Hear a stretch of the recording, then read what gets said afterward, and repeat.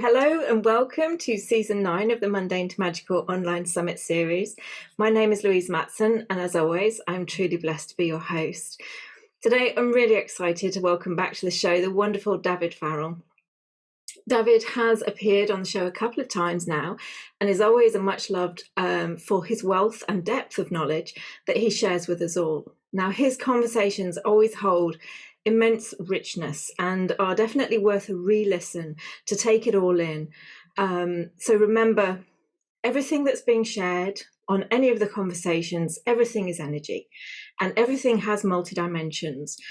And we will always receive consciously not only that which is pertinent to us and in that moment, but also that which we are ready to receive. So if you are drawn to listen back, the recordings will always be on the YouTube channel, and if YouTube goes down, I will place them elsewhere. So don't worry about feeling drawn to listening back to any conversation, because you're going to get that next level.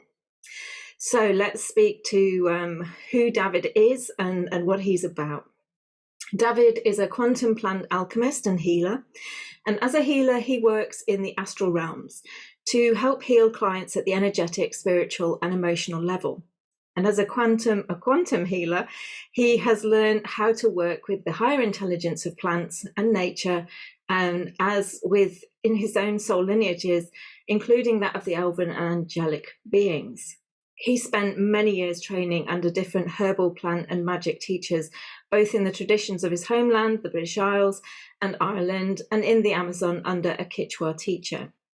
He's also trained Geomancer or land healer and works with the conscious intelligence of the Devic realms for human-nature harmony.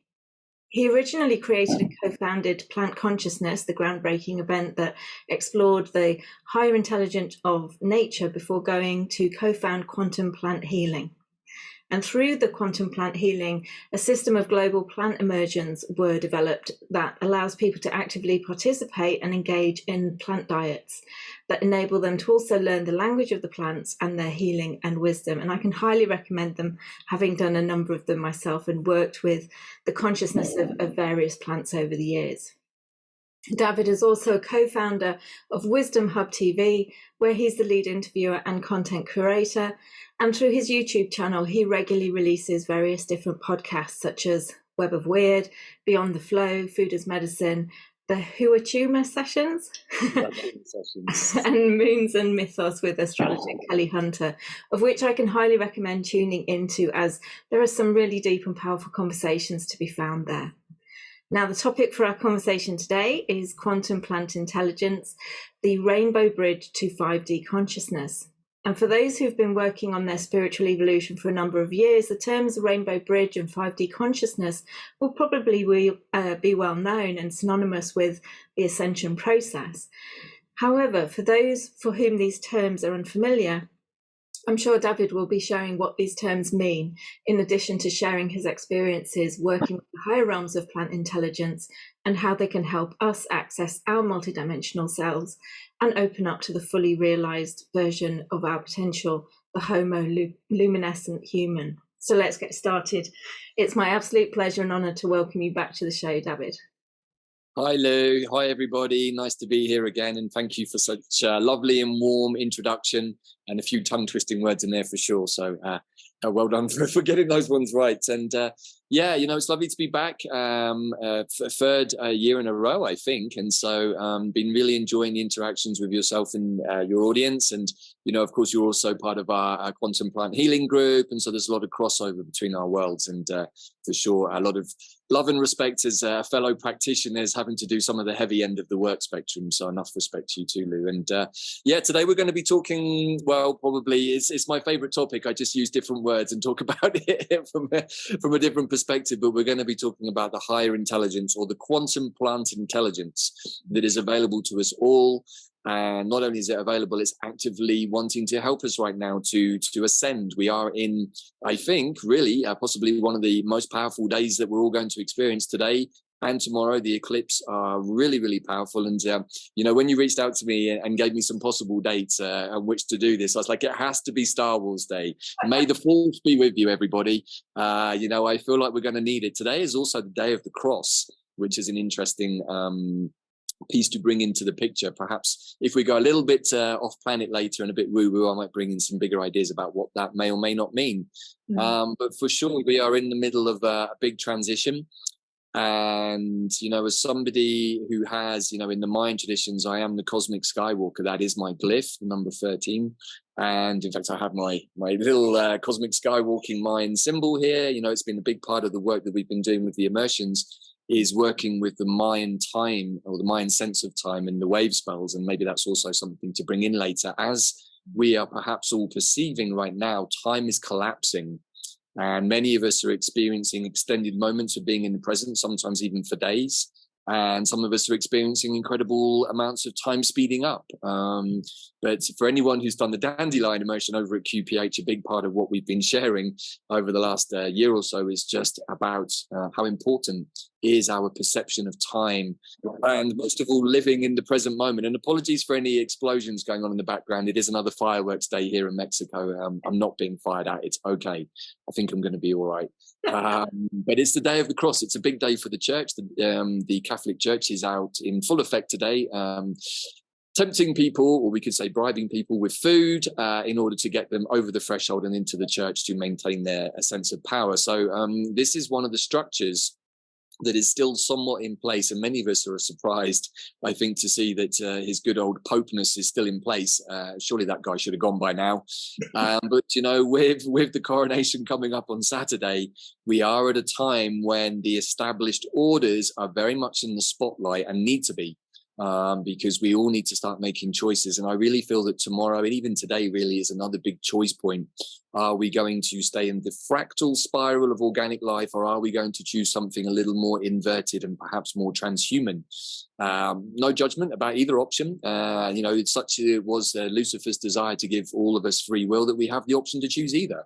And of course, in duality, there is no good or bad or light or dark. There's just a perspective.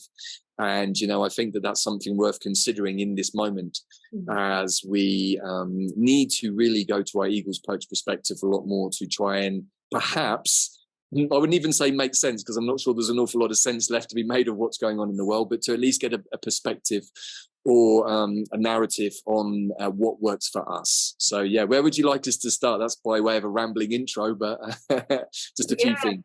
Well, it's interesting that you say it's like the Day of the Cross, because honestly, I felt like I've been carrying the cross for like the last few months, and I'm exhausted. Right, and I think that's a big part of it. You know, the energy of the Christ consciousness is really, really important. The energy of the angels is really important right now. So whether we're pseudo-Christian or not, I think many of us probably work with Judeo-Christian allies or beings that are linked to the Judeo-Christian world. And that doesn't make us either Jewish or Christian. It just means that we work with powerful allies that maybe those religions have somewhat hijacked. You know, for those people who did manage to catch the recent asteroid piece I did with Kelly Hunter, asteroid 944, which is called Hidalgo. And actually, you know, tomorrow, May the 5th, is also a big holiday here in Mexico because of independence and a big war that was fought against the French. So there are many places here in Mexico that are called Mayo de Cinco Calle, or May the 5th Road. So it's also a powerful day here in Mexico tomorrow. So there are big energies at work. And for sure, as we were talking about beforehand, myself included, it feels like we've been carrying some heavy weights, heavy burdens. I really feel it loops back, actually, in the more recent past to the last eclipse season, back when we were doing the Elder immersion, in fact. And I would say that the last 6 months has been pretty goddamn heavy since then. And so maybe now is the time that we get to lift our own sort of persecution complexes, our own victim mentalities, our own burdens, our own crosses off of our back. And I'm not exactly sure what is the energy of the cross, the Day of the Cross, but it may be linked to Jesus's ascension, or it may be linked to his time after his resurrection. For those out there who know a little bit more, please do feel free to put in the chat box or the comments, as I'd love to find out a bit more about that. So yeah, it's a time of biblical epic proportions. What can we say? It certainly is, absolutely. I mean, one of the things that I just wanted to kind of clarify for those people who aren't sure what the Rainbow Bridge is, or you know, even 5D consciousness, because there may be some people out there who aren't familiar with those terms. And to be perfectly honest, over the decades, looking back, especially with the Rainbow Bridge term, that's been associated with, you know, the Rainbow Bridge being the bridge you cross into death, you know, as you pass over. But also it's associated with ascension, with that shift in consciousness, that increase in consciousness, which you could argue both are the same, because when we make any shift, whether it's a shift in consciousness, a change in role, it's a death to the old self and, you know, birthing into the new. So I just wondered if you wanted to just, you know, what is your take on, you know, the Rainbow Bridge to 5D consciousness, just for the audience? Okay, so yeah, thank you for giving me those kind of cue-ins there. So first of all, what you said, I think is absolutely correct, Lou. You know, the difference between death and ascension probably is not that much, if anything, in fact, you know. In the Tibetan Buddhist traditions that I learned in, there is, of course, the rainbow body. And when a lama or any person who's of a sort of level of attainment dies, they exit consciously from the body through the different portals or gateways, and we have to collapse our soul force elements down: earth, water, fire, then finally air is the final one which releases. So we're actually undoing the process by which we come in. So we enter the body first with air, then with fire, then with water, and finally with earth, grounding us into the body. So we're undoing the process. If we die unconsciously, chances are we're going to get caught in the Catholic Church machine, or we're going to get soul harvested, or we're going to end up going towards the white light, because that's what everyone tells us to do. In Tibetan Buddhism, we're told, no, don't go to the white light. Don't go there. Whatever you do, don't go to that place. Go to the blue light. Go to the blue light. That's much more fun. So I haven't been to the blue light yet, but I have been to many places, I think, in between on my medicine journeys. And, you know, so let's just talk about the 4D and the 5D, and let's try and get some mapping in here. So people often tend to think of sort of 3D, 4D, 5D. I don't really see it so much like that. I see it more like concentric circles and ripples, with me at the center accessing across all of these circles all at once. I think that's a much more helpful map. And there isn't really a sort of a hierarchical progression. I've heard many people say, hey, once I get to 4D, then I'll be ready to get to 5D. And I'm like, no, it's not really quite like that either. You know, 3D and 4D are intrinsically linked, because the 3D body is the energetic manifestation of our higher impulse concentration. So 5D, 6D and above, that's where we can start to manifest, or we start to form rather, the etheric ideas that we then have to bring down into physicality. But we have to do that through, the planets. First of all, we incarnate down through the planets. And the last one is the moon, as I understand it, as Kelly explained, which makes sense to me. And the moon is where we pick up all of our karma, which is all of the stuff that makes our life both juicy and interesting, but also challenging and joyful.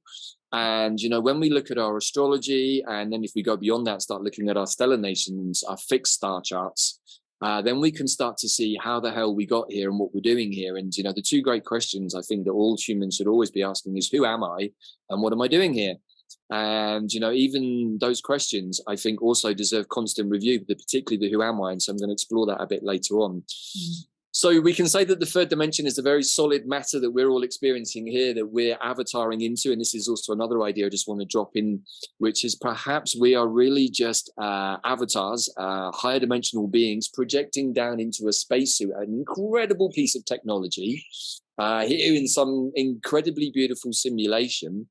And our job is to understand how it is that we can be manifest in the body as multidimensional beings. But in order to do that, we have to really get a handle on our emotions. And we have to learn to bring everything into a balance and not be subjective to perceptions that cause us to get triggered, maybe into anger, maybe into fear, maybe into guilt, maybe into shame, whatever it might be. You know, there are also good triggers. We can get triggered into happiness, into joy.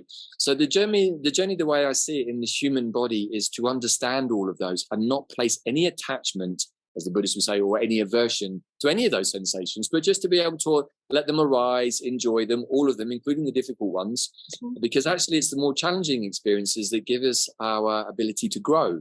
It's wonderful to have blissful moments. We all love feeling great, but the truth is we don't actually learn a great deal in that space. We just feel good for a bit. So how do we manage to find the balance between these things? Well, in the end, for me, it's come down to being more present, and also just really following what is important to me and staying in that moment and just doing what's important to me in that moment, not thinking about what I just did or thinking about what I have to do later, but being really, really present in this moment. And that's real dandelion magic.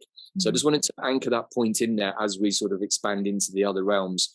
So the fourth dimension is also what we would call the Bardo world, the dream state, the death place, the astral realms. And of course, the astral realms are divided into sort of lower, middle, and higher. The work that I think me and you do, Lou, often for our clients is unfortunately often in the lower astrals where we're having to clear stuff out. Or at least that was my job in the old paradigm. I'm moving rapidly away from wanting Scorpio-like to work in those frequencies. Before I felt very at home in them. Now I'm like, it feels finally like some part of me is like, I feel like I've done that job. And we were just joking about this beforehand. You know, there's a very interesting piece in the Stellar Nations about the angelic beings and how a little bit of the angelic karma is stuck in the fact that they just rebel because they've had enough of doing God's service for him. And they're like, you know what, God damn it, we're 99% perfect all the time. That 1% deserves to be exercised. Let's go down and have fun on the earthly realms. And we thought it was a great idea at the time. Several thousand years later, we realized that, well, it was a great idea and it's lots of benefits, but it was also goddamn difficult. And I feel like we certainly both of us are coming through the other side of that final angelic initiation. And I'm sure many of your listeners are. There are many hundreds of thousands, if not millions, of angelic beings on the planet all waking up right now. And certainly over the Easter weekend, I felt the presence of the boss man, Archangel Michael, very present. And I felt many channels were open for the angelic energy to literally wash down on the planet. And as a consequence, what I've seen in the last couple of weeks is that the astral structure of the Matrix completely collapsed. It was washed away, Lord of the Rings style, and collapsed. And what we're now about to see, and probably even with the news from the Kremlin and Moscow yesterday, we are on the edge of the, I think, big event that we've all been anticipating. But the most important thing is that we stay in our heart and we stay concentrated on what is important to us. Because if we haven't done that work in the astral realm of healing and cleansing and removing all of the traumas, chances are that we could get pulled into something that we don't want to get pulled into, something on the TV, a big story, maybe a nuclear incident, etc., blah, blah, blah. You know, many people, myself included, have looked at this idea of the 3 days of darkness, which of course Jesus himself did after his time on the cross. You know, it's now come to many people's awareness. And this is something that I believe that Mary Magdalene actually washed Jesus in many different plants, including our friend wormwood, which I think is super interesting. Very, very cleansing of parasitic energies, also very good for the body, but also very good for opening the third eye. He then goes into a rock-cut tomb, a complete sensory deprivation chamber for basically 3 days, possibly full of soma medicine, some type of ayahuasca medicine or something. And the idea is, and Freddie Silver's written a great book on this that I often recommend. I think it's called Secret Chambers in the Underworld or something like that. He goes through all of the wisdom traditions and talks about these 3 days of darkness as being something where we have to forcibly leave the body into the astral realms so that we conquer death and we conquer fear. Because most humans are afraid of dying, and that fear is a big doorway for lower frequency energies and entities to work us over or to manipulate us. So we have to overcome the fear of death. And one of the ways to do that is, again, by adopting Buddhist meditation techniques, by practicing Dzogchen or, meditating on emptiness. And the more that we break down the sense of ourself, the less we are attached to our body. And in theory, the less attached to or averse to dying we should be. Because once we realize that we're just a fractal aspect of all that is, we realize that we're eternal. And so our sojourn down here in this current avatar as Davyd and as Lou is just a temporary experience that our higher oversoul is experiencing with our behalf. And so we're contributing to a much bigger expansion of our own oversoul. And so these are just techniques that I use all the time when I'm meditating to break down my sense of self, so that the idea of death, which I've meditated on many times, and again, plants like ayahuasca, you know, the vine of the dead, she really takes us into the astral realms to see what we might be confronted by when we die. The dream space is another entry point, access point. So whether we take plant medicine, whether we are great lucid dreamers, we're basically going to the same space, all of which is sometimes termed the subconscious or the unconscious, I think, but also the Bardo world. And in Tibetan Buddhist thinking, the Bardo is where we go when we die, and it's where we get to face God, or we get to meet the guys up in the spaceship and say, hey, how did that mission go? Well, it's kind of all right, but a few problems. Let's make some adjustments to the astrology, and next time, we'll give it a slightly different take. And so we keep going back and working through these issues. So the fourth dimension is really where we get to play out all of that stuff. And for me as a mushroom shaman, that's really where I do a lot of my work. I have learned to stabilize my energies in the astral plane. So rather than the astral plane happening to me, I'm able to maintain my spells, maintain my space, and direct the experience more creatively and more intuitively. So that's 4D. The 5D is what I would call the non-dual realms, the realm of unconditional love, the eagle's perch that our elder Pam Gregory talks a lot about, and which I also share quite a bit, because that's the place where we rise above duality and we see everything for what it truly is. And that is just a big game. Two sides of the same coin, light and dark, good and bad, solar, lunar. You know, it's the whole thing is a balancing. And the idea is that humans had to go through this balancing. And, you know, I talk about this on a couple of my recent talks. You know, I've been meditating on the idea that Bill Gates is the greatest person on the planet, because he's the one who's overseen all of this dastardly process, which has forced us all to wake up. Is he a good guy? Is he a bad guy? Who knows? But it's a great meditation, because the more that we can see the bad guys as the good guys, the more that we're in true compassion and appreciation and gratitude for everything that's happening to us. And you know, I'd think you'd agree, Lou, that, you know, that most of our teachers, the great teachers, are often the ones who give us the most challenges, right? No, absolutely. And it's funny because what I've been shown and what I've been gifted with in terms of the 3D, 4D, 5D is like 3D is kind of when you have absolutely no awareness that there's anything other than this physical landscape that we're existing in, and this body and the roles that I play, and, you know, me as a woman, man, whatever. 4D is when you begin to awaken into there's something more than that. And that's why it's hell. Because when you're in the 3D, in the 3D, you know, that state of unconsciousness is bliss, because that's all you know. Right. It's when you introduce this concept that there's more to that, and therefore, you know, you're on this journey of growth, or however you want to put it. And then, like you say, the 5D is unity consciousness, you know, unconditional love, and there is no duality, and that the duality exists within the 3 and the 4D. But to me, 4D is hell, because as soon as you awaken, there's no going back. You can't go back to sleep. You know, it's like on the Matrix, and he says, plug me back in. Yeah. For us, there is no plugging back in, because you can't unknow what you know. That's right. I remember the very first time I drank ayahuasca medicine, and I had that very profound experience of following there. It's just like, I think I just opened a big door, and I'm not sure that I like what came through that much. Can I shut the door now? And my girl was just like, no, dude, no. The door is open now, and it's going to open even more for you. And I'm just like, oh God, I'm not sure I'm ready for that. You know, and I wasn't actually ready for it at the time. This is nearly a decade ago now, and I was on the run from my stuff for a long time. I went to every medicine ceremony I did for the first 2 or 3 years, absolutely crapping myself, thinking, oh my God, what's going to happen this time? Thinking that everything that was going on for me was everybody else's stuff, hoping to God that it was everybody else's stuff, and then eventually having to admit that it wasn't, it was mine, which was horrible. I had to go to the Amazon in 5 months to find that out. You know, so I totally appreciate what you're saying. You know, the lower astrals can seem like hell whilst we clear our stuff, whilst we meet our demons, whilst we meet our traumas, whilst we meet our karma even. But you know, the higher astrals is where we meet the Devic beings. It's where we meet the Shivas, the Shaktis, the Sekhmets. You know, I've had some incredibly powerful experiences meeting gods and demigod beings in their astral forms, in the higher astrals, and receiving communications, receiving information, you know, and then to transcend even above those levels and to go into the angelic realms on the brief occasions that I've had that sort of experience has just been delightful. And, you know, they're not something you can really hold on to, other than the sense that they compel you to want to ascend more in your levels of consciousness. And so then the natural compulsion then becomes to start clearing out and to, you know, as I say, free the ballast. You know, the idea of the arc, I think, is a very, very powerful one at the moment. And when we look at the astrology, and again, myself and Pam have been saying this for a while, like, let's build the arc from the ground up. Let's make sure that at home, our own sort of visual representation of the arc is you know, it's not going to spring any leaks, that the larder's nicely stocked, make sure that you're prepared. But if we take it back even a step further and put it back to ourselves, this is the real arc. Yeah. And as we're realizing, and as many people are now commentating some wonderful stuff from different people in the Truther movement, Magenta, Pixie's been channeling some really interesting stuff that she's been doing with Pam.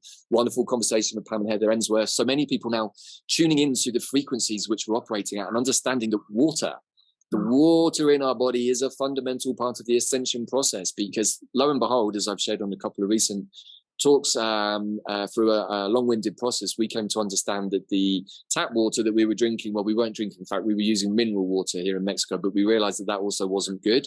So it prompted us to do some testing, pick up a water filtration kit, and to get a distillation kit. And even after our tap water here has gone through the filtration system of all the minerals, we then put that water into the water distiller.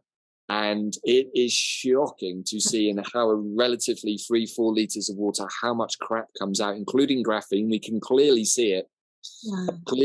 And all of it. I mean, the chloride and the sodium is so thick that it's congealed. It's like a wedge of wax. And I'm just like, oh my God, that was in my body.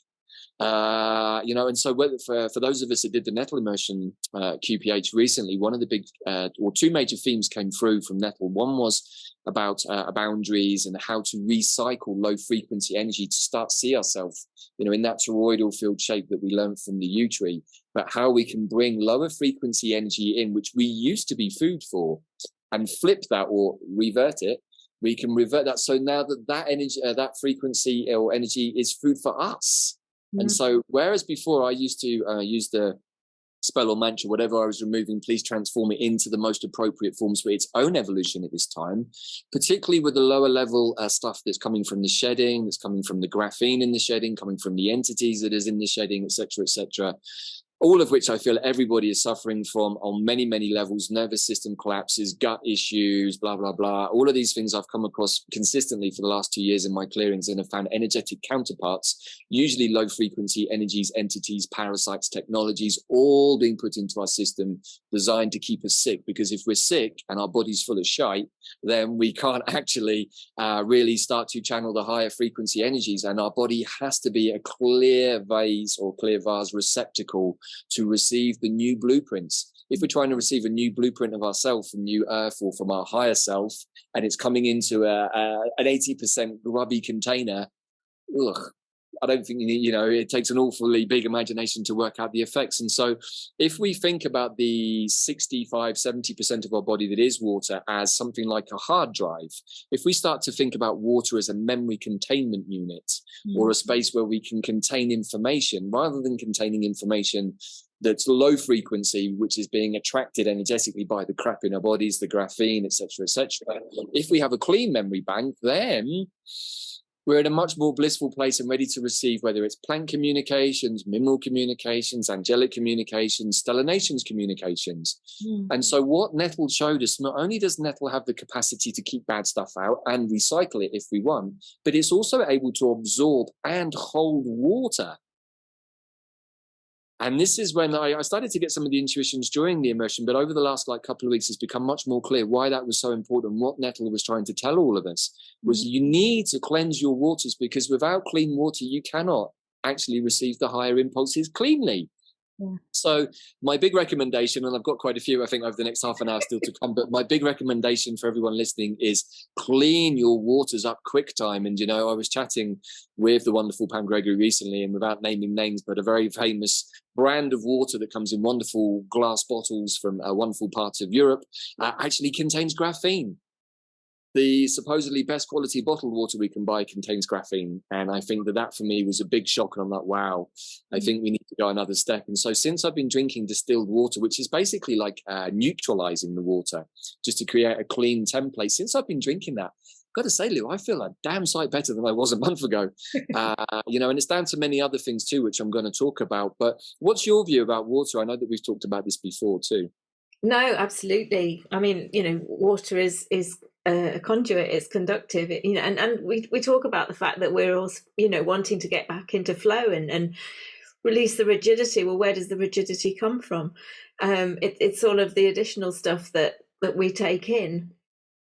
And, water is one of the things that we can't live without. We can go for days and days without food, but we can only go for a certain amount of hours or, days without, water. So, yeah, I completely agree. And I've been filtering my water for, I don't know how many years now. But yeah, interesting that, you've distilled from the filtered and you've even still got stuff out of it. And that is one of the things. It's, connecting in, tuning in, and getting the water filter system or the distilling system that that feels aligned to you. But absolutely, I mean, for me, the last few years, the message has really been about clearing house, cleaning, detoxing, clearing all of that stuff and being very mindful of what we're taking in. And again, they're showing me, Spirit's showing me like a water molecule, like a drop, like on a spider's web or on a leaf. It holds its form, it holds its shape, it has a barrier. Yeah. And it's allowing the pure water to maintain that barrier, and for us to maintain our own barrier, our own boundaries. Because if stuff is added into it, it breaks that barrier. The stuff is added in, and again, they're just bringing. And I'm going to say the word vaccine. A lot of those things have things that cross our natural barriers within ourselves, the blood-brain barrier and things like that. Now, people can argue that that's for good because the stuff is supposed to assist us. But again, what I'm being given is, don't let things cross your barriers, maintain your barriers, keep stronger barriers. And I think that's also what the water is kind of showing. Absolutely, yeah. And again, these were teachings of Nettle about boundaries and understanding it's our choice what we let in. And I talked about this on some of the live calls that we did at QPH recently, because it came to me even. This was one of the shocking revelations I had to sit with over the last few weeks. It's just like, how much of my outwards personality was I living through my wounding? And to my shock and horror, it was actually quite a bit. Even with all the work I'd done, I was still identifying negatively through certain past situations that were still triggering certain reactions in me, and I was aware of them and still doing them, and I was just like, why am I still doing that? So I had to really sit with that. Again, I did some medicine journeys and asked the questions, but the idea that we are living through our identity as our wounding, if we really sit and meditate on that, I would be surprised if anybody who's still in the game does not suddenly go, oh my gosh, like I am doing that. Oh my God, I'm channeling my mom. Oh my God, I'm channeling my dad, and his stuff. And for sure, I've been very aware of channeling, not just my parents, but many people over the years as an empath, not even realizing that's what I was doing. And so that's where I learned as a sort of Pisces ascendant that my boundaries were not the best. And, and being sort of Scorpio and Pisces at the same time, my natural mindset is way out here and doesn't have any boundaries. And so trying to come into a more boundaried 3D has always been difficult for me. And I've had to work on that. And, I think that we can really see this whole piece that we're talking about as the ingress of Saturn into Pisces. How structured is your water, or how structured are you in the bigger waters of consciousness? Does your structure fall apart? Is it full of holes and leaks? Or are you like the Nettle man and say, hey, I'm still my own perfectly formed toroidal field with all of my boundaries intact. And not only can I keep the water out, but I can choose when to absorb some of it. And I can hold it, and I can recycle it. I can even clean it. These are the quantum plant technologies that the plants are now downloading to us through us clearing out our bodies, through doing the immersions, particularly the Artemisias and the elders, the ones that really wanted to look at the shadow work, by doing the liver cleansing with dandelion, by doing heavy metal detoxes, by removing the graphene. All of these different things has enabled many of us, and I've seen such huge leaps in myself, my partner Bella, and many people doing the immersions with us just in the space of 6 to 8 months, just by working with the plants and being in what I really want to hone in on now is the present moment. This was Dandelion, and why I talk about him so much, because he wants to show us that if our head is in the past, in something that's already happened, a wounding from childhood, or if my head is about something that's happening in the future, oh my God, is my crypto stocks going to go up? Did I put money on the right one? Is the pound about to collapse? Is the king really the king? Do I really care? Blah, blah, blah, blah, blah. All of those things, right? They're taking me out of what I'm doing right now. And what I've really been practicing the last month or so is, first of all, this is something that me and Bella both decided, was to give ourselves the space away from everything. I was feeling overwhelmed by everything, and I didn't have the space to do what I needed to do for me. So much of my time was being given to others, and I was, happily doing that for a long time. But I wasn't giving myself the attention to address these ideas, such as, am I living through my wounding? Who am I really if I remove that part of my personality? Oh my God, do I even have a personality if I remove that? Big thoughts, I had to go and sit in the garden a lot over the last few weeks and sit under some big, powerful trees and say, help, I need some help here, guys. I'm not sure if I'm losing the plot or what the hell's going on. But I think this is the breakdown that we all have to go through. And, you know, particularly with the eclipse tomorrow, with the news in the global peace, you know, it's very clear that we need a shake up. We need a change. We need a near-death experience to shake humanity out of its inertia, because otherwise we're just going to carry on, which is why everyone says, hey, things never change. If you keep using that mantra, things will never change.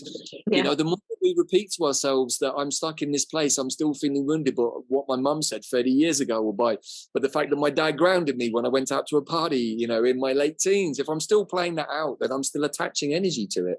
And so I'm not in the present moment. And so if we can start to love ourselves enough by, first of all, addressing things like the cleanliness of our water, addressing where are we giving energy away, and you'll know this too in the work that you do, how much of our energy are we giving to others for their own healing, and how much of that should be coming here to me, not because I'm selfish, but because I am centered in myself. I am being self-centered, possibly for the first time in a very, very long time, and I'm reaping the benefits. And now that I feel stronger, after just a few short weeks of looking after myself, I feel much more ready now to go out and actually share the amazing downloads I've received over the last few weeks from the higher realms by sitting and meditating with my higher self. But I had to love myself enough to create space to do that. I had to shut the outside world out and literally go on a 2-week retreat.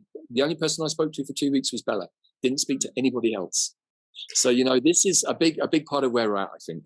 Yeah, absolutely. I mean, something's coming to mind, a client of mine said as well, and it's all around the language. And so much over the last couple of years has been around the language that is used, what does it actually mean, what do we believe it to mean, and all of that, and how it's being distorted, as everything has been distorted. And again, you know, it's like, you know, it's selfish, self-centered. You know, somebody would consider self-centered as being a negative thing, but actually it's centered within yourself. How, where is the negativity in that? You know, it's like, that's where we should all be. That's the first and foremost foundation of existence, is, you know, learning how to be centered in yourself.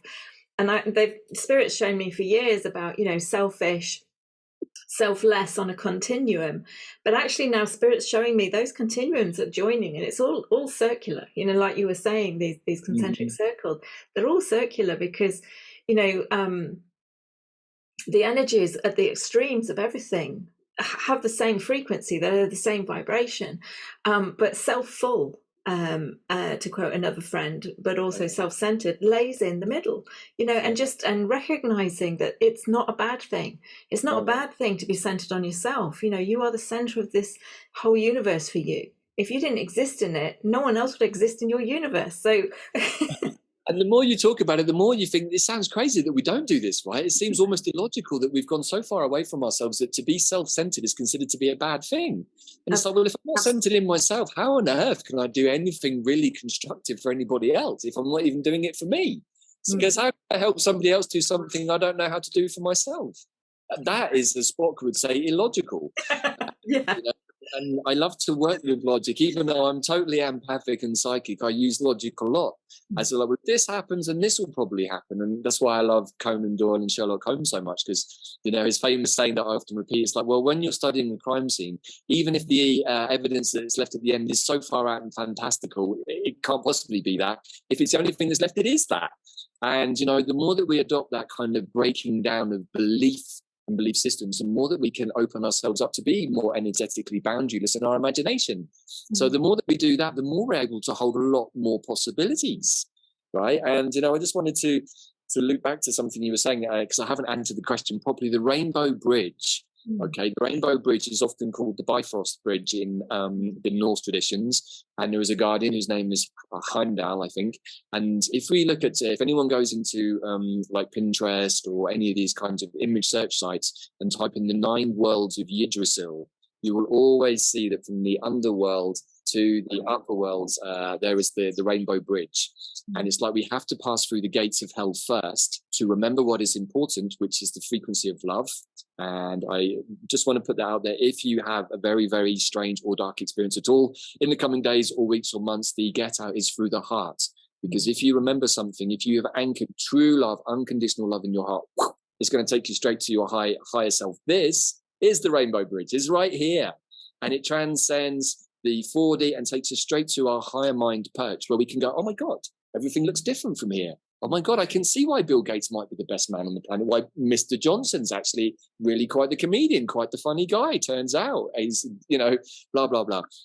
I'm not saying I like those people, by the way, but, it's fun to play with these ideas, because every time we meditate in this way, we break down our belief systems. And if we're carrying these strong belief systems of good and bad and right person, wrong person, blah, blah, blah, we're not 5D, I'm afraid to say. We're still very much stuck in the dualistic mind, and that's contained in our monkey mind. And so we want to be able to expand using the rainbow bridge to our higher mind, where we can take that eagle's perch, which of course is the ascended Scorpio. And what is tomorrow? Tomorrow is a full moon eclipse in Scorpio. So everybody, this is a bridge moment. This eclipse season, if you hadn't clocked it already, was a bridge. And for those of us who were on it and were working with the energy and the magic, it's been utterly profound. I think the last 3 weeks has been amongst the most profound in my entire existence in this life. And so the energy is there. New Earth is very much formed. I have now come to understand that many of us, if not all of us beings who are actually human and organic and fractal in this simulation, we've all been creating like crazy the new Earth in the higher realms, ready for us to step into it. But right at this moment of the crossing, even many people are talking about the possibility of there being another planet hidden from us that may or may not be in front of the sun. It could be that the day of the cross, is the crossing of the two planets. Could be Sedna, could be Nibiru, could be Planet X. Who knows? I don't know for sure, but I do know that about 6-7 weeks ago that both myself and Bella woke up the same morning and said, hey, did you have a dream last night about a planet? And the other was like, oh my God, you did too? And it was so clear and it was so close. It was a big goddamn planet right off Earth that was bigger than Earth even, I think. And we've had lots of asteroids passing by. I mean, I think every other day now, NASA's warning of us an asteroid that could hit us. None of that's getting anywhere on the news, by the way. So what is the day of the cross? Well, we could understand that it's a choice point moment. Do we choose to continue on our heart trajectory, crossing the rainbow bridge, perhaps even crossing over the crossing, so that we don't get pulled downstream by another powerful force that would seek to capture us in its own frequencies? Now, we can understand that literally, metaphorically, symbolically, etc., etc. But I do want everyone to understand that, at least from where I'm sat, that today and tomorrow, and in fact the next 3 or 4 days, are possibly some of the most powerful. Pam's talked about it a lot. In fact, all of the astrologers, Molly McCord, another one I listen to, who I like a lot, she's also been saying the same. It's now. This is it. And so if you're going to do anything, I think, over the next few days, just do things that feel good. Do things that you're doing for yourself. Do things that make you feel good about yourself. Because if you feel good about yourself, it's much easier to share that frequency with others just by being yourself, right? Absolutely. Absolutely. I mean, the full moons, eclipses, they're always a good time to clear out the cupboards, energetically, etherically, and physically as well. But if you are aware, if you have been doing some work, you've been guided on stuff coming up that you think, actually I'm done with that way of thinking, I'm done with whatever, and I concur in that. Even now, after decades of working on myself, I was gifted an opportunity to experience something where I could have stood fully in my power and my authenticity, which is the two core things for me, and the lifeblood of the work that I do. And I crumbled on an obligation. And obligation was what I was taught as a child. And so, even now, it was running through me. And it wasn't until this last eclipse that completely dawned on me, and I went, this far, no further, no more, and shut that whole thing down. So, it's not about judging ourselves. It's not about beating ourselves with sticks. We're all doing it all the time. It's just recognizing, acknowledging it, and then doing something, action taking, and moving forward in a different direction. Right. The other thing that I wanted to say about the language was, one of my clients had said, was about this, everybody's so focused on opening up, accessing their gifts and their strengths and their talents. Well, the word gift, it sounds as if you've got to be good to receive it. Right. Yeah, another language problem. Yeah, let that go. Your gifts, your strengths, your talents, it's part of who you are. We are already gifted. Exactly. It's just really like opening, fully allowing yourself to be that which you are. No one, you haven't got to be worthy enough. No one's got to give you it. It's not something that, you know, you have to kind of wait in line to attain. It's you, it's what you came here to be. So just be it. I remember Spirit saying in its Yoda moment with me once about a few months ago. Enough with the trying. Stop trying and just be. Just, you know. Be, right. Exactly. You know, you hit on something really important there, which I want to just to expand on, which is obligation.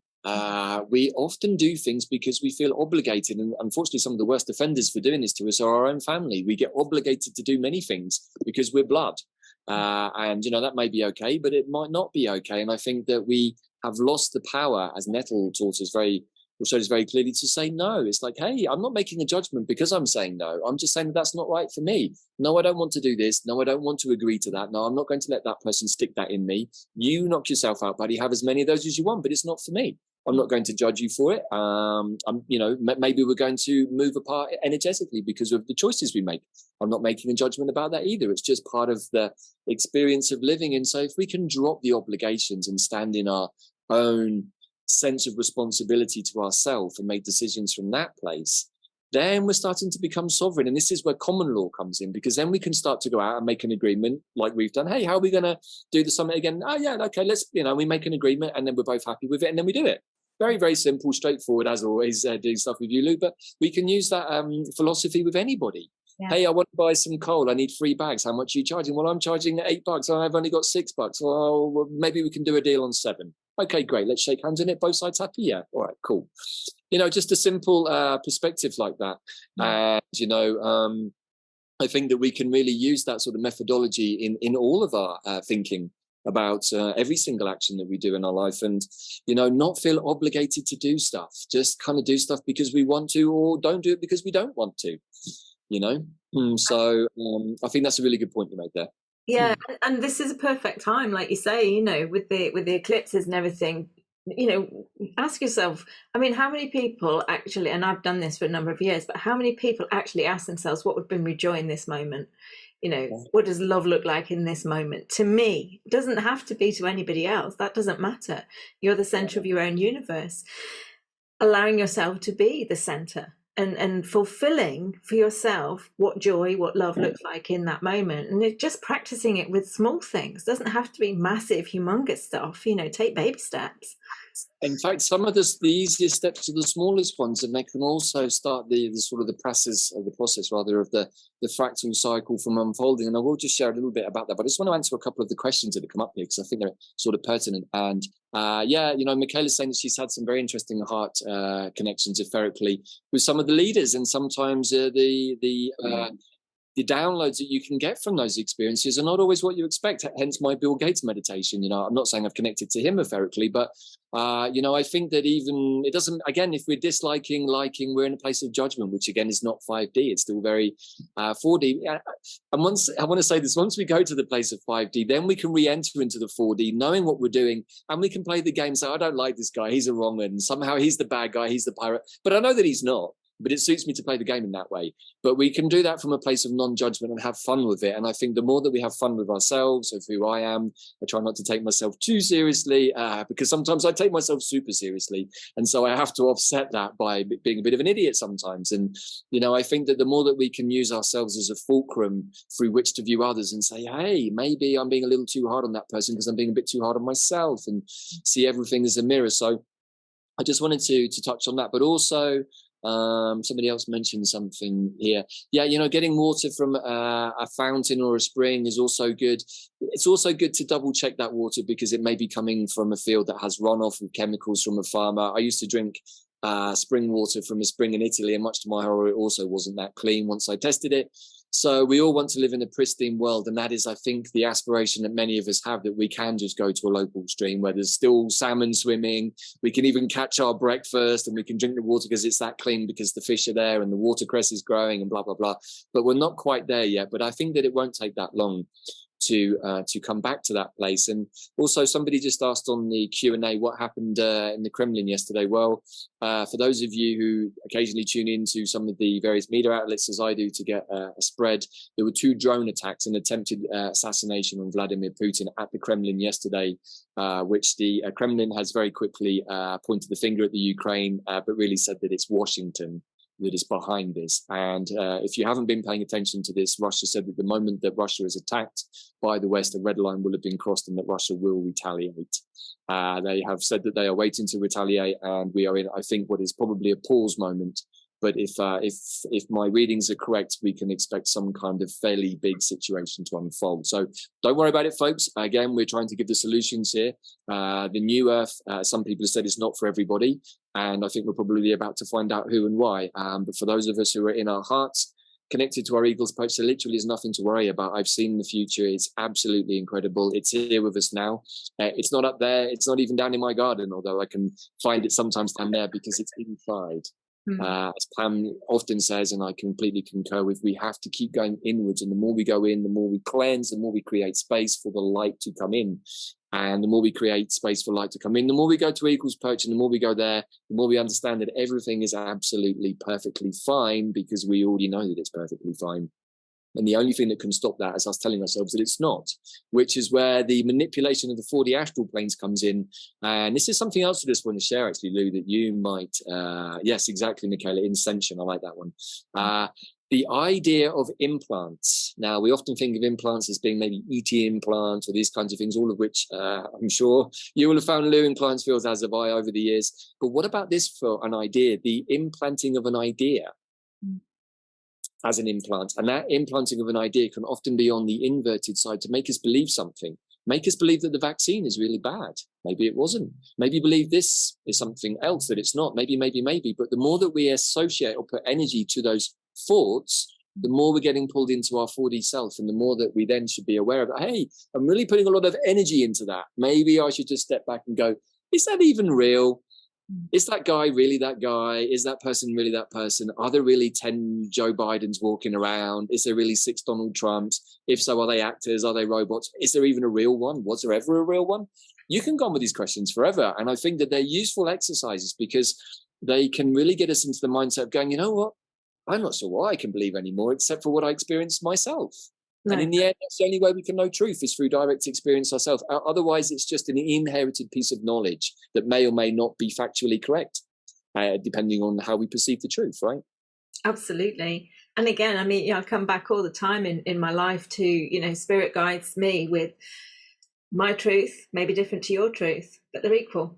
There's no hierarchy in the truth. My truth isn't better than yours, lower than yours. It may be different, but it holds an equal standing, and it's basically what is true for you.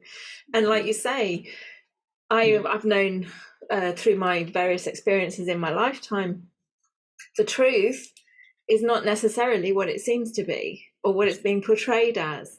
Whether it is being spoken from the lips of somebody who's in very high authority, plastered across all of the media channels so that there is no dissenting voice to it, but it can still not be what it seems. And everything is multi-layered. And so the only way that we can connect and be happy is to go within and find, how does that resonate for me? What does that feel like for me?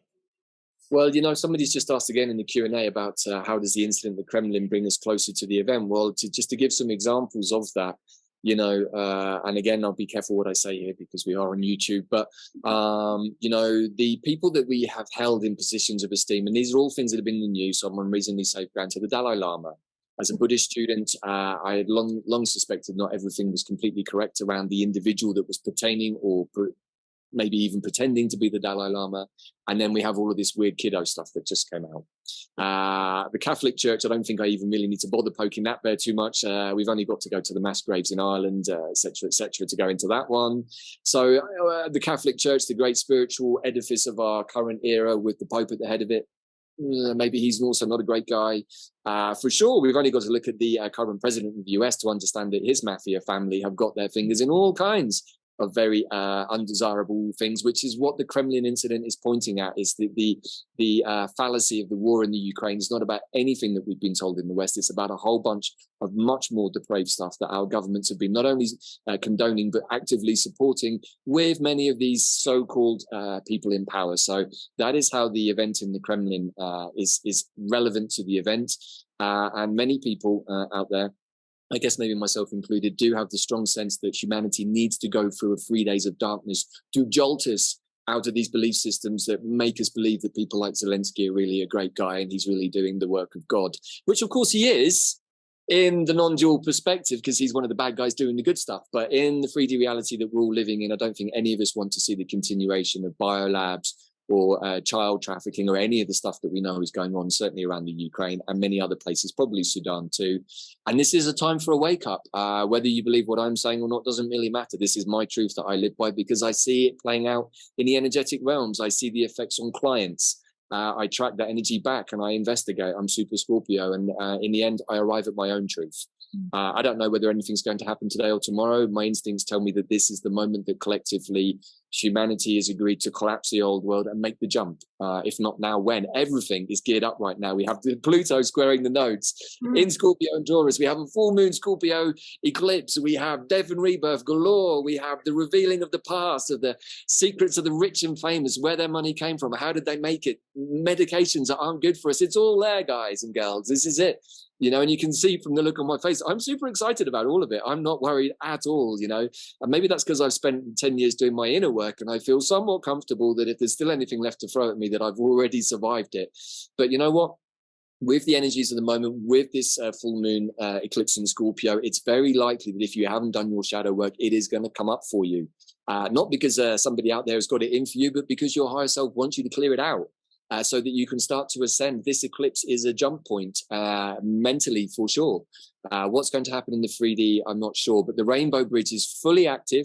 The arcs are all ready to go in the astral realms. I had a beautiful vision yesterday of arc after arc after arc, all lined up with people on board waiting to literally lift off to the new Earth. And it may be that we just temporarily have to somewhat leave our 3D consciousness only to return as more awake beings once the tumultuousness of the cleanse has happened. And for sure, whenever there's a healing and a release, there has to be a cleansing away of the energies. That's just a part of the process. And once it's cleansed, then if we've done our homework properly, the waters in our body are able to receive the beautiful, we can say gifts. They're things that we've gifted ourselves. We've given ourselves the opportunity to receive these higher impulses. And so if that's not exciting, then I'm not sure what is, folks. So yeah, hopefully that has helped a little bit. Do we have some time for some questions, Lou? Or yeah, I think we have. So if you want to ask a question directly, you can either put it in the chat or you can put it in the Q&A, and we will weave those into the conversation. I mean, I just want to say from my personal experience from my childhood, my father was in the Air Force. He played dual roles. He was very much part of the shadow side of what we know to be truth. And so I had from a very young age, I had a very strong and deep awareness of there are always two sides to things that were being shown, and a deep skepticism built in. But I have lived through so many different moments of the end, big event, and known that, you know, I mean, these are literally from my childhood. My knowing was that my dad was going to go in the bunker with Maggie Thatcher at the time, and we were going to fry on the surface. That was my knowing as a child. That's how I lived that part of my life. Yes, I have Scorpio as my ascendant. So, Scorpio rising, we had this conversation before, because only a life could be lived like that properly by a Scorpio person, because that's totally everything that we're talking about. It's the seen, the unseen. It's the, you know, the two worlds. It's the sort of the two truths. Both are completely true, right? You know, and you've lived that life, and that's so Scorpio. So, I mean, you know, basically what I'm saying is I get the eagle's perch view. You know, it's and really it's the best place to be, to view it all, because you can sit there and you can watch it all unfolding, and it's not, as it were, attacking you. It's not shifting you from that perch. It's not destroying you inside. You're not getting drawn into any one aspect. And the biggest thing for me is not being afraid of dying, not having fear around death. I mean, I did a a 3-day webinar about a year or so ago, which was basically befriending death, having him round for a cup of tea, having a chat, getting to know the energy that is death and making friends with it. Because once you've got death as an ally, I mean, what more powerful ally is there other than that? We are eternal. We are eternal. We are multidimensional beings of light and sound and vibration, and we are having fun on this physical experience. And so if you view things as that, you don't need to get drawn in. So we've got a few people raising hands, and we've got a few comments, and there's a few questions coming up. So I got a couple here that I can respond to firstly that I can see. So Michaelia, for sure, the solar flares are making a big difference. That's been going on. There was a couple of big ones yesterday. Again, there's lots of far out stuff out there, which I'm not sure that I necessarily completely concur with, but I do put into my awareness. And one of them is the possibility that the second planet may be moved in front of the sun for a blackout. So if we do have an internet blackout situation, that could be it. And again, I just want to share with everybody, I hold a lot of possibilities open in my awareness so that whichever one happens, I'm somewhat prepared for it without necessarily being attached to any of it. And that's the beauty of what you were just talking about, Lou, that 5D perspective, which is like, well, hell, I know this sort of has to play out because the astrology says so. But I have the luxury of having the front row seat with a beer in one hand, box of popcorn on the other side, sitting back and watching, as Pam says, the whole thing unravel in front of me with incredible actors like Mr. Johnson clowning around center stage. And I find the whole thing highly amusing. I used to find it deeply irritating and triggering. Now I just find it mostly amusing. So I think I've made some progress. Susan is saying it has been said that Planet X will be closest to us the first quarter of 2024. Again, Susan, yeah, maybe. I'm just throwing some things into the mix as they've come to me in visions, and sometimes visions and sort of prophetic ideas are not always necessarily bound in the same time-space continuum that we're in right now. I do think it's interesting that we've got this eclipse tomorrow and that today is the Day of the Cross. It's being celebrated all over Mexico here. Somebody said it's Day of Remembrance in Holland. And also what's interesting, just to look back to the Kremlin thing, is that May the 9th is the day that the Russians celebrate the removal of Nazi Germany. And again, if we're following the piece about the Ukraine and about Nazism, we'll understand that all of this, everything that has happened is very, very dandelion wormwood-esque. It's all very, very precise in the moment that it needs to happen to draw our attentions to certain things. And if you haven't got that part of the game yet, a lot of what we're being shown on the TV now is just about pointing.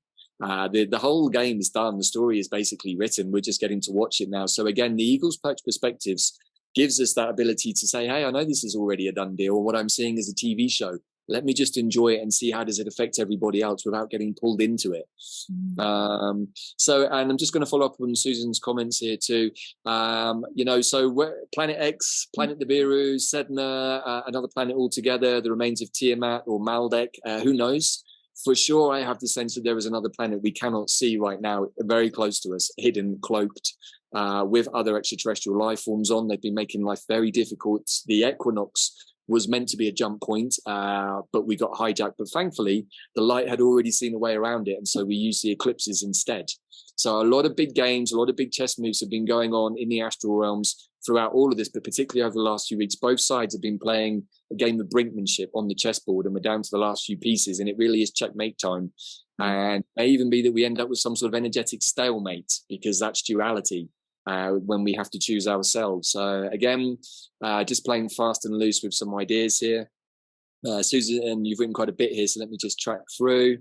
I think it's all relating to the event that has basically been spoken about. The event is the event, everybody. It can come in many forms, and I think as long as we have the idea that there is an event in the mix, which is actually also being worked with by the energies of the light and the higher forces for our own benefit, then we can't go too badly wrong. It's if we allow ourselves to get pulled into a place of fear, or, oh my God, I'm going to run out of food, or I might not have enough toilet roll to get through the next week, or whatever other panic buying triggers you have. We got tested on all of that in Britain during 2020. It was so obvious what they were doing. Let's just push a few buttons and tell you that things are going to run out. What happens? Oh my God, every supermarket in Britain ran out of toilet roll within 24 hours. That's the mindset of humans in the face of Armageddon. Armageddon, we're obviously shitting ourselves big time, and so we need a lot of toilet roll to get through it all. I would suggest maybe buying lentils and pulses is a better long-term investment than toilet roll, because you can always go to the toilet in the garden, but food is a little more hard to come by. So, I'm just joking around with this, everybody, but the big event is part of the end. It's part of Ragnarok, and again, if you study these traditions, these wisdom traditions, there's always this process. And I think the most valuable thing to think about is our arcs, our body, our home, and whether they're watertight, whether they're fully stocked, whether we're in good shape. And if the water levels metaphorically, literally do rise, are we going to bob up gently, easily? Or are we going to go, oh shit, I should have plugged that hole the other week when it was in my awareness and I just left it. Now it's leaking 10 to the gallon and I'm sinking. These are, I think, all very useful analogies and metaphors for understanding the process that we're in. And as long as we've taken care of all of the details, absolutely nothing to worry about, everybody. Nothing to see. I mean, one of the other things that's coming through, just to share from my personal experience again, when I was with my partner, and I was leaving a very, very well paid, very stable job. I'd worked very hard to get to this point. I had authority. I had everything that most people would say that they were looking for.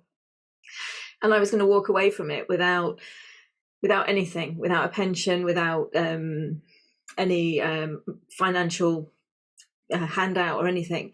And my partner was really worried about my lack of pension and everything moving forward. And at the same moment, in exactly the same moment, I think Trump was chatting with Kim Jong-un, or anyway, North Korea guy, and he was like convinced that we were going to be in World War III and the world was going to blow up because of that conversation. And I'm like, well, you can't worry about both, surely. Either we're going to blow up or I'm going to live without a pension.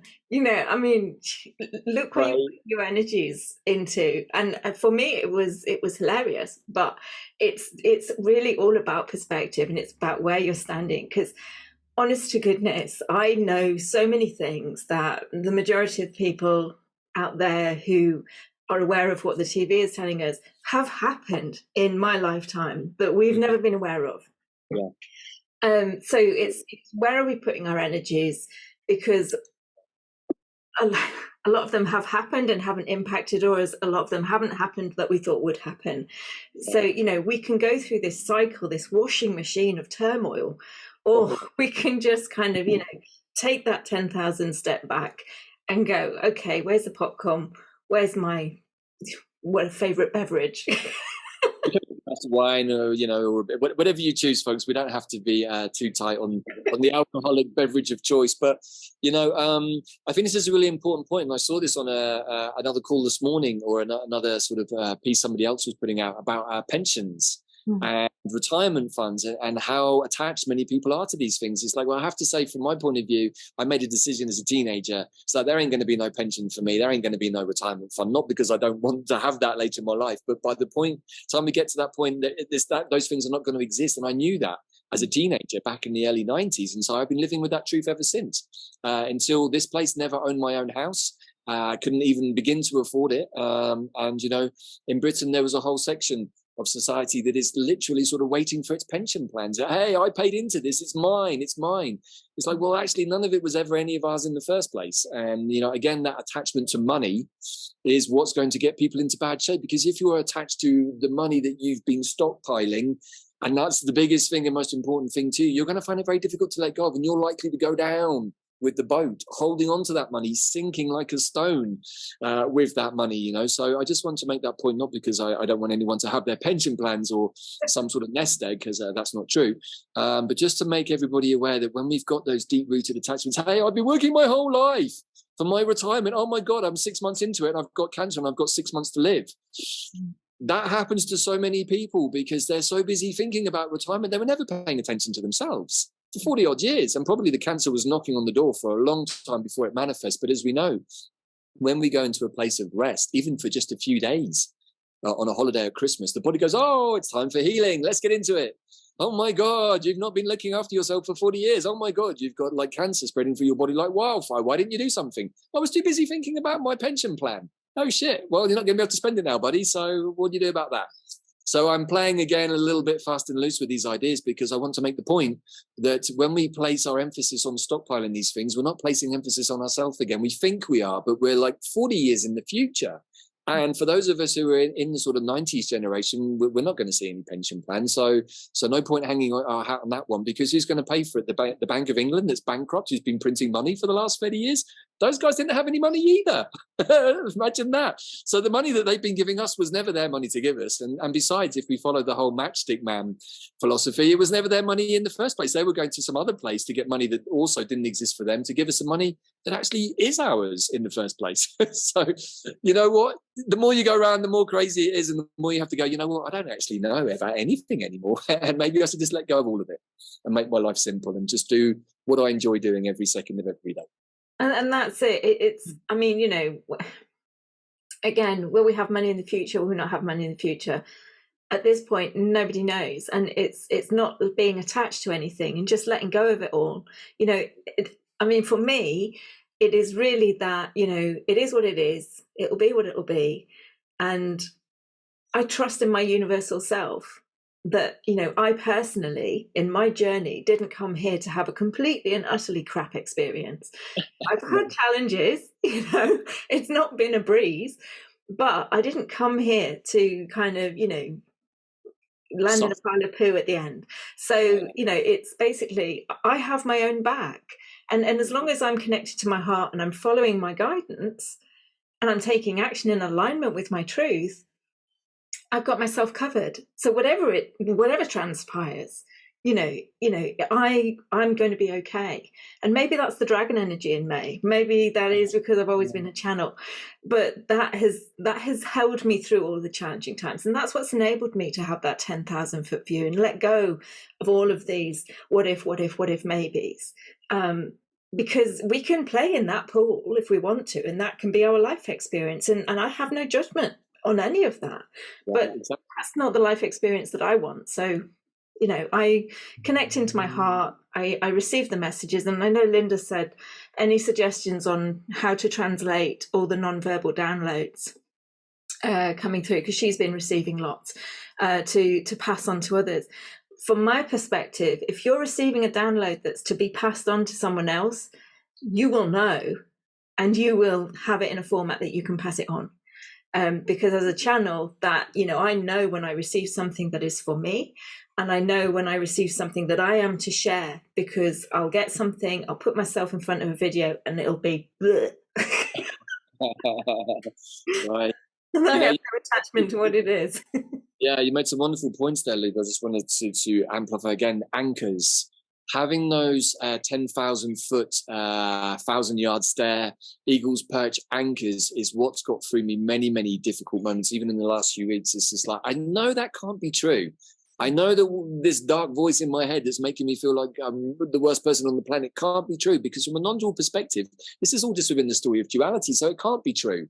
And I've had to use that get out clause so many times when heavy energies have been on me for a variety of reasons. You know, doing the work that we do, we often get accosted by the opposing forces. It's just part of what comes at us. The more that we do the cleanup work, the more we hold the light, the more we have to deal with the dark. It's just part of the balancing act, I think. And it's like you said at the beginning, once you open the door and start to work with the light, you have to accept that the equal amount of dark is going to come to you, and you have to be able to hold that. And that's why I made no distinction between light and dark. You know, the yin and yang symbol is a perfect representation of everything we need to know, really. And so what you're talking about, Lou, is so important, having those anchor points into the heart connection, into that, like, I know that can't be true. Why would my higher self stitch me up that badly unless there was an appropriate reason for it? Which is where the use of most appropriate dandelion technology comes in. You know, I'm always calling in the most appropriate outcome for myself, the most appropriate evolution for the energy that I'm releasing. In that way, first of all, I can't karmically make any mistakes. But like, for example, when I used to organize retreats, please bring the most appropriate people to this retreat, hopefully with the most appropriate numbers for abundance and everything else that's needed in all directions. And in that way, then I would just let go of it. So if 5 people turned up, okay, great, only 5 people were meant to turn up. If 50 people turn up, great, only 50 people were meant to turn up.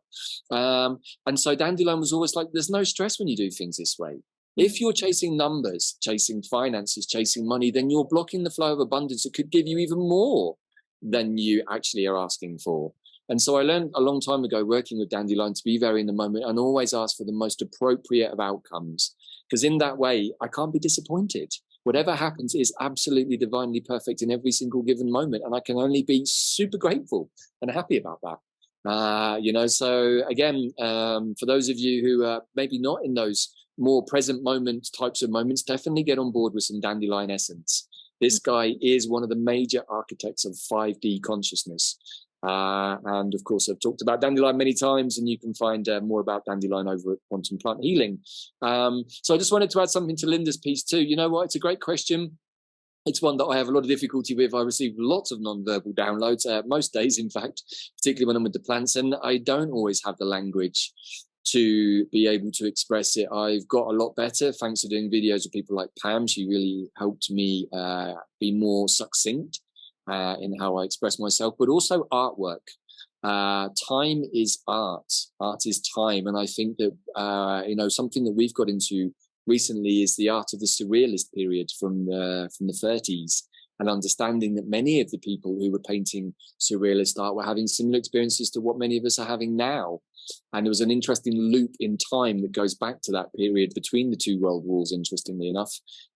People like Breton and Farrell and these kinds of artists, Graham Hounslow, very interested in astral projection and dreams. And so I think that if we want to try and express what comes to us in the non-verbal realms, the imaginal realms, artwork is a great way of showing that. And we can see that in all of our ancestors, whether it's the elven artwork of Tolkien, very much the artwork, or the what I would call the inner architecture of the other world looks very elven, looks very Tolkien-esque. Or, you know, you see the artwork of the Aztecas or the Mayan people when we go into the astral space or the other world space here in these lands. Those are the kinds of beings we meet. So often the architecture that surrounds us is an inner projection of experiences that our soul has in other dimensions. You know, so I like artwork. Poetry is also good. You know, and even just journaling, different words. It doesn't have to be coherent sentences. It can just be expression. Sometimes I get a piece of paper and just write and draw on it, just as a way of trying to get some sort of anchor point down. If I want to try and hold on to something that's come as a download, I try to anchor it with either a single idea or I do a mind map or something for myself. And you're right, Lou, you know, if a channel piece is for somebody else, you're probably going to know that it's for somebody else. Yeah, I think that's a good point to talk about the special offers that you're offering. You're generously offering some discounts on the plant immersions that have already taken place.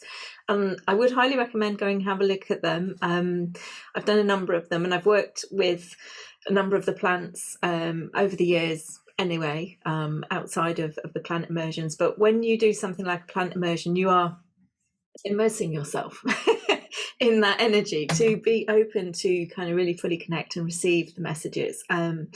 So the first special offer is 40% off the nettle immersion. That is one of the recent immersions. And it's only available for 13 days during the time of the Mayan human wave spell. So I just wanted you to speak a little bit about the Mayan wave spells, so that people kind of, because you do work very strongly with that now with these plant immersions, and this particular offer is only available during that time. So today is actually the last day of a 13-day wave spell. Myself, and especially my partner Bella, who I learned most of this from over the last year or so, works with the Mayan calendar, which is working on a 1320 rather than a 1260 time space. And what we come to understand is that when we work with the Mayan sense of time, it's very, very fluid, because it's really operating out of the present moment and doesn't have this other overlay, much more Sumerian, possibly even Babylonian kind of matrix construction that keeps us locked into a 7-day week, etc., etc., etc. And so when we work with the Mayan calendar, it's organized for a series of 13-day wave spells. There's also 1 day at a time, which is interesting, but it's, I think, 265 days for 260 years, 260 days, sorry, rather than 365. And so we start to slip into or move into a different way of viewing time. Now, within the wave spells, each one has its own denomination. Every day of the year is denominated by a glyph or a tone or an energy. So when we're working, so the one that we are finishing today was the wave spell of the magnetic storm. Tomorrow is the beginning, interestingly, on the eclipse, which is often another interesting point of how Mayan time and astrology often are very, very tied into key days. Tomorrow is the beginning of the magnetic human. So what we understand about the magnetic human is we have 13 days to magnetize to us as the magnetic human, whatever it is that we want for ourselves or need for ourselves. The previous two, I'm just going to backtrack to give an idea of how we've been working with it. So the magnetic storm is about bringing the energy, the fire, the electrical charge to the plans that we've made. The one before that we were working with was the White World Bridger, which is why we took 2 weeks off. We went inside, went in and world bridged ourselves across from 3D into 5D. So we've already technically made the jump. In fact, I would say some of us have been making the jump intermittently for the last few years, being able to have some sense of 5D. 4D is fairly easy to access most of the time. We just have to put our attention there. 5D in itself also bleeds into the 6th and 7th dimensions. And so there are ever finer levels of consciousness that we can achieve. And as I've talked about plenty of times, I work with plants that help me to get into those spaces more easily, so that even when I'm not with those plants, my thinking is more accustomed to a 5D non-dual perspective. I try to put that into everything. I still get triggered by people driving badly. I still get triggered by seeing the king who's not the king and all of these idiots who are politicians. They still trigger me, but I allow myself to get triggered because it amuses me more than anything else. And these characters amuse me. So yeah, these are, these are the different ways we can start to break down time. But if we are living with the glyph of each day within the 13-day wave spell, each wave spell is deliberately designed for you to be able over the course of 13 days to work with that energy on a day-by-day basis. And the basis of the 13 days is always the same. There's always the day 1 is always this, day 2 is always that, day 10 is always day of manifestation, day 11 is always day of liberation, and so on. And so what we've got is this mechanism that brings us much more into the present moment, so that you're working with the overall energy of the 13 days, but you're also working with the energy of the day, and it's keeping you in that moment. So you can choose to do a big intention setting like world bridging. In fact, the one before that was also my own glyph, which was the Cosmic Skywalker. So if I was just to share a little bit about my own journey using my skywalking abilities, which have been with me since I was a kid and why I like mind-altering plants, allow me to bridge the worlds easily because I've been practicing stabilizing my consciousness in 4 and 5D for many years. And so all I needed to do was give myself space to make that a much more coherent rainbow bridge, so that now I can start to talk about it. And thank you for the opportunity, Lou, with audiences like yours, and start to try and give a transmission of how the rainbow bridge can be manifested within ourselves. We don't have to go anywhere. Don't even need to leave our homes. And so, this is how I've been working with this energy.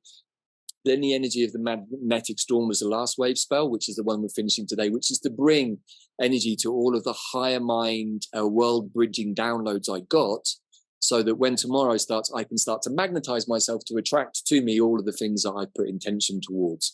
If we're trying to create from 3D as the starting point, we're never going to get anywhere. We have to start up here in our higher minds, which is our imagination. Imagine that. Turns out that everything that we have in the world around us can be created from our imagination. Wow.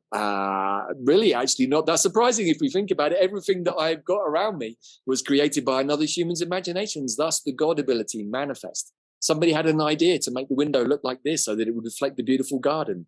It wasn't me, but somebody else had that godlike plan and said, hey, that would be really cool if we didn't like that. 3 weeks later, this window was manifested, I imagine, and so was the rest of the house. And, if we can start to adopt that philosophy in everything that we do, whether we're making food, I've been enjoying making food so much this last 4 weeks. Why? Because I wasn't seeing it as a chore that I had to squeeze in between doing other work. And suddenly I was making the focus of my time for an hour and a half. And I got back into the kitchen and I remembered how much I love cooking. So all the food that I've been making has been tasting amazing. It's coming out really good because I'm taking time over it, preparing each one, thinking about what I'm doing, not thinking about anything else. As a consequence, I feel so much stronger and healthier. The piece we talked about, the water, took time out to start doing the distillation process. It's a little bit of a routine, but now that we've got into it, we're like, wow, we're feeling so much better. So imagination, imaging, see exactly, Michaela, that's the way that it is. And as long as we can take the time out, formulate those dreams for ourselves with the anchor points we have in our heart, without all of the muddy waters and TV and everything else that's trying to pull attention away from us, then we can do exactly that. We can go in and intend what we need for ourselves. Absolutely, yeah.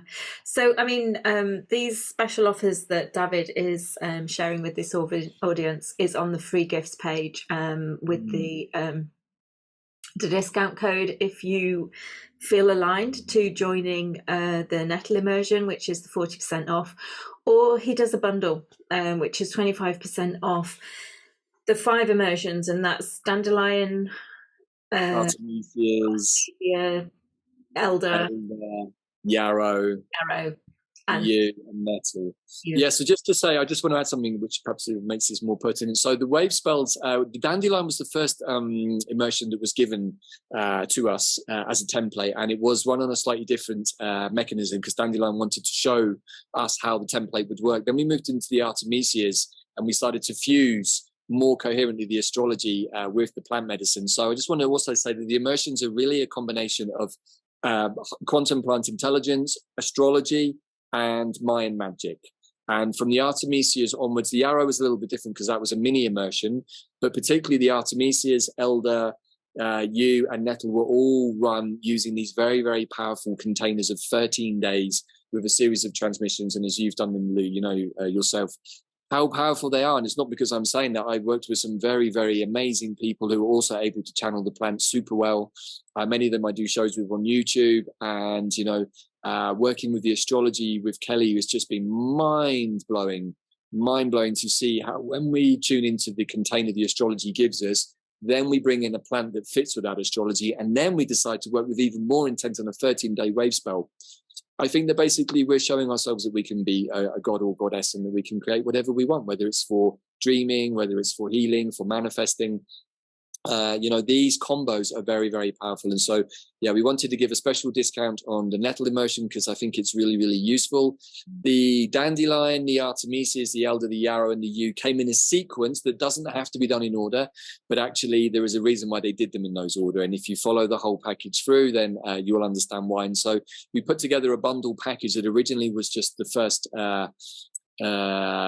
few, and then we added Nettle on top. So the Nettle immersion is now added into that new bundle package, which is already heavily discounted, and now we're giving another 25%, mainly, Lou, because we just want people to receive the energy of the plant so that it can shift them. The plants are like, hey, we just want to make things as simple as possible. I think the immersions are already incredibly affordable, particularly compared to what else is out there on the market, but I think, as we said, it's not about the money. That's just about the exchange that needs to be met for the plants, and for all of the teachers and those of us that put these things together. As you will know yourself, there always has to be some sort of energy exchange, and so, like I say, we just want to make that as affordable as possible for everybody within those sort of dynamics. So thank you. Absolutely, and again, it's Artemisia because there's it's Artemisia because there's the hearing myself speaking. It's weird.